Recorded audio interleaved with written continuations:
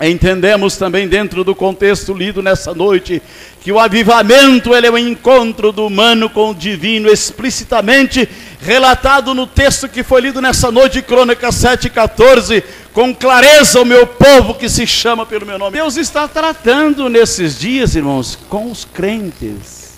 Ele quer que a igreja, os crentes, vá ao encontro dele. Então entendemos o seguinte, ele usa a palavra aqui lá no Velho Testamento, o meu povo.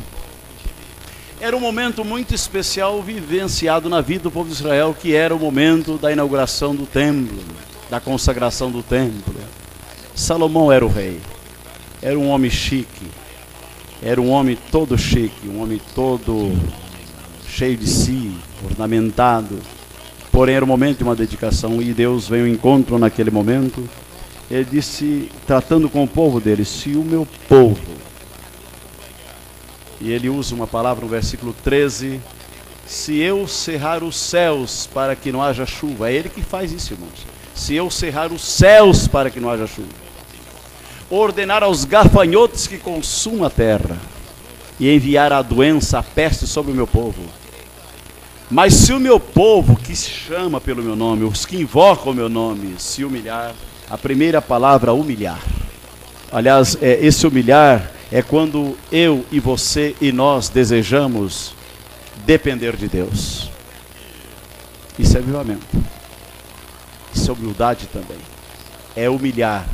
Eu vou viver na dependência de Deus.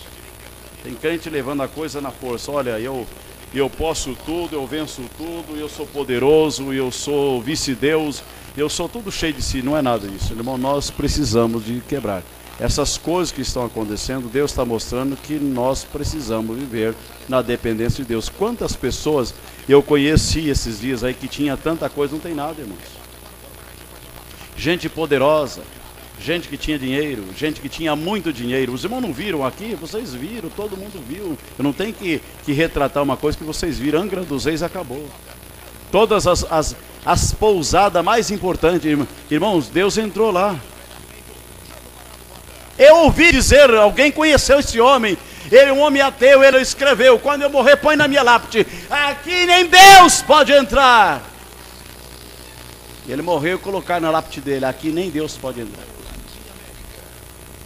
O senhor não quis fazer um tropé lá, um rebu na sepultura dele, não, mas só deu uma sacudida lá e partiu a lápide no meio. A lápide estourou no meio. E passou um pássaro um dia lá, um pássaro lá voando lá e fez, cuspiu uma semente lá dentro.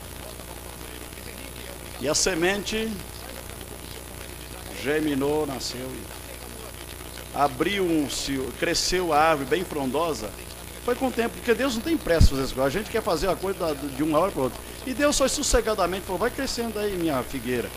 Vai crescendo. E a figueira foi crescendo.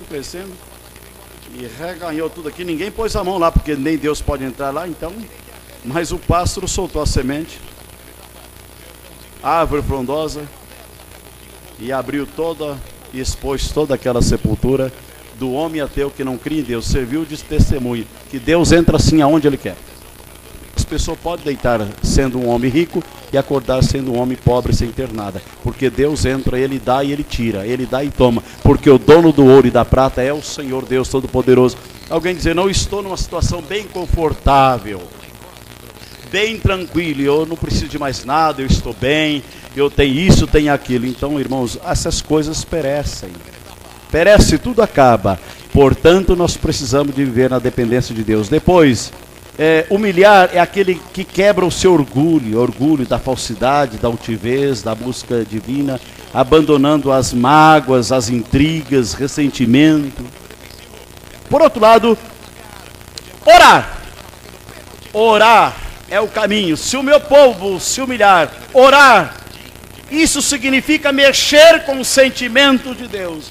E o crente despertado tem vontade de orar. Ele ora cedo, meio-dia, à noite, à madrugada, porque Deus não suporta um crente chorando. Aleluia! Quando um crente chora, Deus fala: eu vou abençoar ele, eu vou encontrar ele, eu vou enxugar as lágrimas dele. O crente chorando balança o coração de Deus.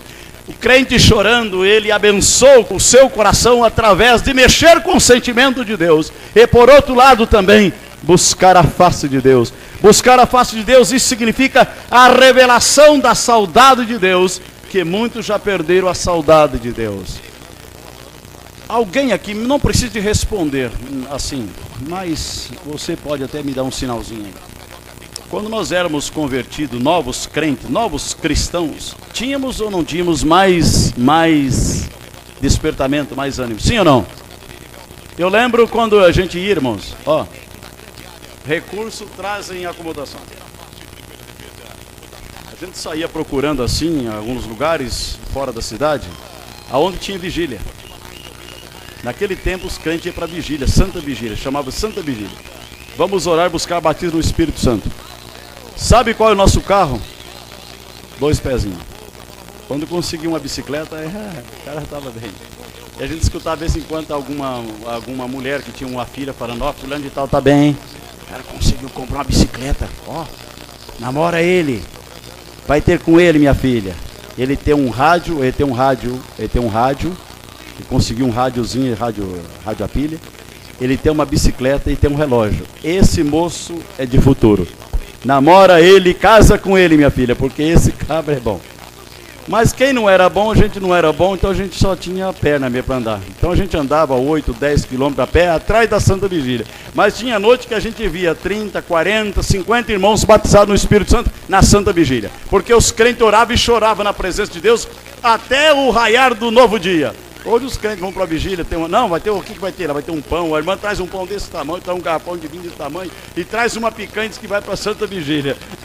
Tem cama, dorme um pouco, depois acorda, vai orar. É uns crentes mole, fracassados, que não é fácil. Mas naquele tempo a gente ajoelhava, quando dava meia-noite, era um culto, começava às 8 horas, e meia-noite dobrava o joelho. E quando o sol estava clareando, a gente estava concluindo a vigília, de tanto orar. Mas orava, a gente orava que Deus ficava incomodado, falando, deixa eu abençoar esse povo aqui, porque eles estão aí se acabando de orar e gritar, porque nós orávamos mesmo. O irmão falava em mistério com Deus, e Deus abençoou, um povo simples. Ninguém conhecia de Bíblia, ninguém sabia muita coisa, mas cantavam, oravam, tinha manifestações, profecias, curas, milagres.